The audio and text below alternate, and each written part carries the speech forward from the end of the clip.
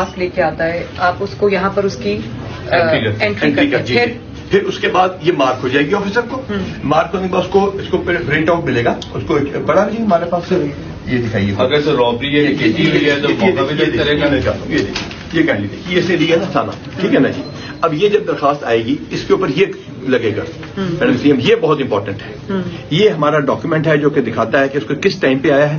یہاں سے ٹائمنگ اس کا شروع ہو گیا. اس کے بعد جب پرچہ درج ہوگا اس کا پہلے بندہ موقع وزٹ ہوگا سارا کچھ. یہ جو آپ نے رسپانس ٹائم لکھا ہوا ہے جو 1 day 6 hours 7 hours 21 minutes یہ response time you get back to them with initial investigation یا یہ کیا رسپانس ٹائم؟ یہ ہمارا ابھی تک اتنا ہو چکا ہے نا جی. میڈم میں بتاتا ہوں اگر تو رابری یا چوری یا ڈکیتی ہوئی ہے وہ سین پہ جائے گا اس کو ویریفائی کرے گا.